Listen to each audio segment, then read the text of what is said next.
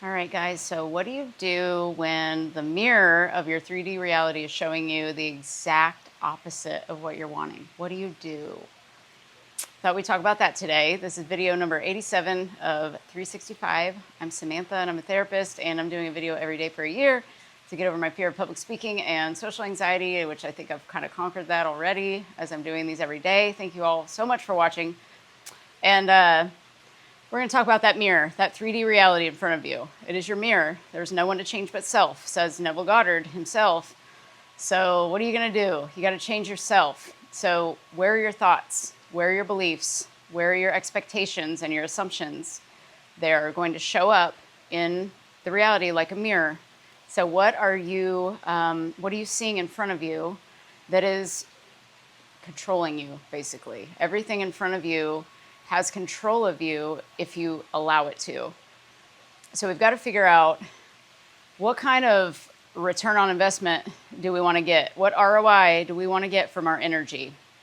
Because if we're allowing the 3D to control us, we will get zero ROI on that. We're going to get crap given back to us.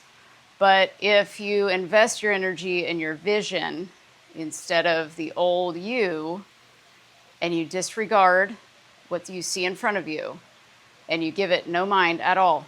You say, I disregard this, let go of your 5 senses that are attached, you bring it over here to your vision, and you dwell there. That is what will reflect back out to you. A lot of times we have hurt and pain we're holding on to. That only gives us an ROI of more hurt and more pain every single time. It never allows us to grow. It keeps us stuck. And I think that's why a lot of people feel so stuck in their lives. They're just stuck in their old thought systems that they've got going on and their belief systems that they've created a long time ago. Those things were programmed into us and conditioned into us from childhood, of course. So we didn't have a lot of control back then. We didn't know we had control over our mind. And when you're a little kid, you don't have really any control. You don't know about control, for one thing, and your little brain is still developing. So it makes meaning out of things that happen, and they don't make logical sense most of the time, the meanings that are assigned. So we condition our bodies and our brains to believe certain things, and then we get triggered as an adult. So we're basically, this little, inner child is living inside of us every day, and it needs nurturing, and it needs care. And in order to do that, I look at it like, you know how they say, if you're thinking badly about somebody, they're living rent-free in your mind. And so it's like, okay, if they're living rent-free up there, they need to be evicted. They're not paying anything. There's no ROI on anything. There's no reason for them to be in your mind. They're there for a reason to show you that you're still thinking the same thoughts you were thinking yesterday and the day before that and the month before that and the year before that and the decade before that sometimes. So if you want your vision to project out, because that's all we're doing, it's just a mirror, it's going to project right back out. We're going to see it reflected out as an echo of our thoughts. If we want that, we have to disregard the assumed reality that we're seeing right now, and we just assume something else. And I like to just go into my mind and start talking really nicely to myself, because a lot of times we don't hear a lot of nice things about ourselves. And a lot of times that's because we're already saying or assuming bad things about ourselves. And so what you say to yourself, that self-talk, is very, very important to start forming that perfect self-concept that you want, because your self-concept is how you see yourself. It's how you see the world. You have a self-concept in relation to money, relationships, everything. So when you first start with yourself and you just assume that you are this person already, so you kind of just have a little dream session with yourself, a little daydreaming, and think about what it is that you are wanting. Who do you want to become? If you wanted to become a person that doesn't have anxiety anymore, let's say, and this powerful person, if you want to become that person. Now, the secret is you already are that person. That's what we don't remember. We're buried from old stuff that just gets piled on and piled on. So we forget where we came from We forget that we were made in the image of God. We are God. God is in us. So God is perfect. Like, we are perfect. We have all the power in the world. We have all the love inside of us. It's just been buried by hurt and pain that others have caused throughout the years. And then we made a meaning out of the things that they did to us. We internalized it. And then we created this self-concept that says, I'm not worthy, or I'm not good enough, or I'm responsible for everybody else but me. I've got to fix everything else outside of me, or whatever it is that you're believing. I'm unimportant, I'm invisible, I'm not chosen, those types of things. That's what you'll notice around you. So I think that's the real work, is getting very honest with yourself about, why do I think the thoughts I think? Why do I believe what I believe? How are they helping me?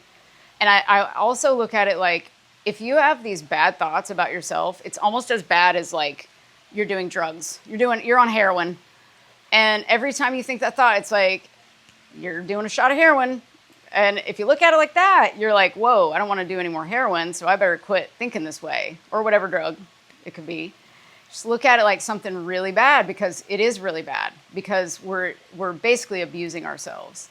And if you've been abused before, you don't want to keep abusing yourself with your own thoughts, because if your thoughts are causing you pain, that's an indication of, okay, I got to shift something here. That's an indication of, I'm in the same old self-concept. I've got to switch it over here to what I'm wanting. This is what I want to believe over here. I don't want to believe this anymore. This feels too painful. I want to go over here. So the trick is just to start going within your mind and giving yourself what you're wanting. You won't be getting it from out here just yet, and that's okay. You don't want to even look out here for anything. That's the goal, is never look externally, never be attached to anything outside of yourself. You're creating from within. So if that is true, if we're creating from within with our thoughts, beliefs, assumptions, then we've got to be real careful about, okay, what do I need to change here? What thoughts from the past are still present today that I need to assume differently about myself? When things happen in your world, ask yourself, okay, and as soon as you get triggered by something, say, okay, what about that is, like, what am I thinking about myself in relation to this? Okay, this triggered me. What did this trigger inside of me? Was this insecurity? Was this anger? Was this a feeling of sadness or grief, or not being chosen, or being left out, or all these feelings that we kind of just conjure up out of nowhere? And they came from the past. They're all lies, is my point. They're all lies. And so if you start going towards the truth, which is, we've got God in us. Why are we worried about anything? I mean, we're just a spirit in a body. We're just having a human experience. We wanted it to be fun, but we got along the way, we got a little bit hurt here and there, and we just made it mean something about us.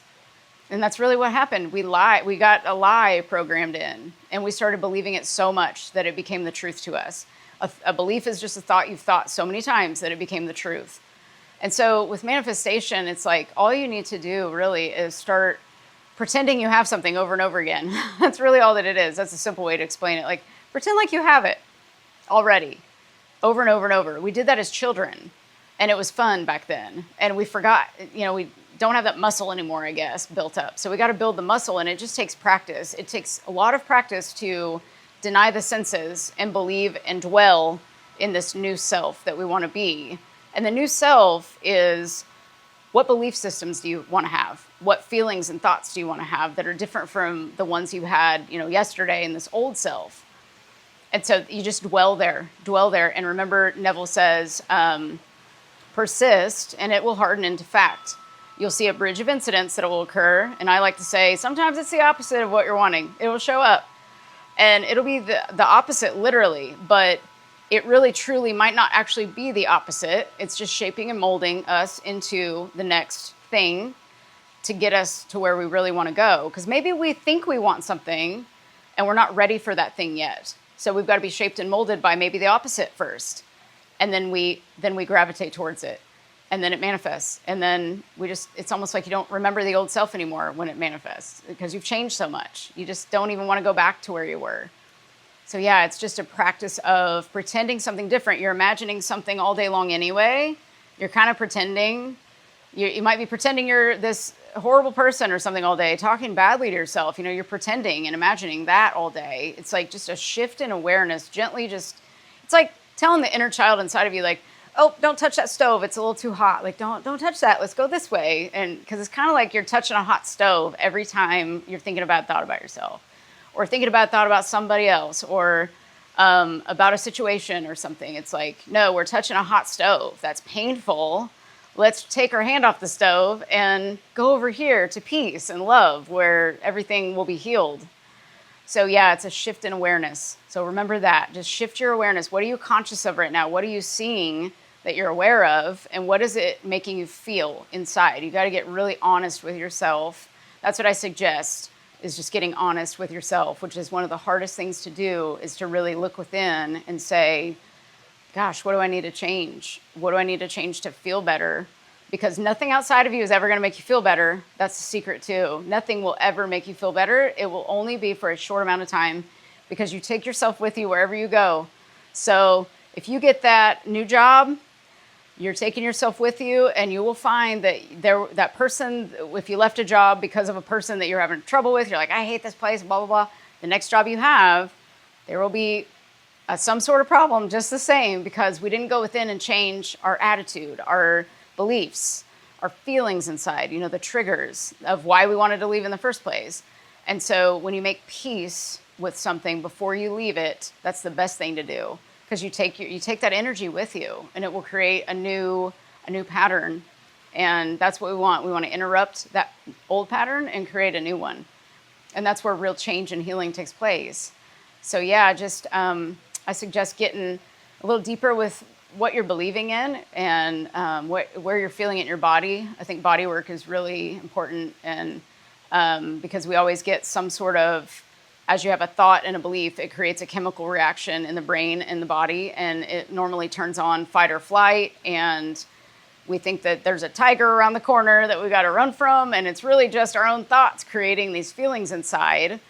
And then we activate genes, and we activate diseases and all this stuff. So we can also do the opposite of that. We can create peace and deactivate genes that cause disease in us too. So it's a pretty cool process, but it's takes some practice. It's just practice. You can't get a college degree in a day. You gotta practice. You gotta learn and implement things. And the best thing to do is stay aware. Self-awareness is one of the most valuable skills you can develop, is self-awareness, and also directing your thought deliberately toward what you're wanting. That is the other most valuable asset we can ever have. So yeah, I'll leave you guys with that today. Thank you for watching. Please like, share, and subscribe. Share this with somebody if you think that they might benefit from this, and I'll be back tomorrow. Thank you so much. Bye.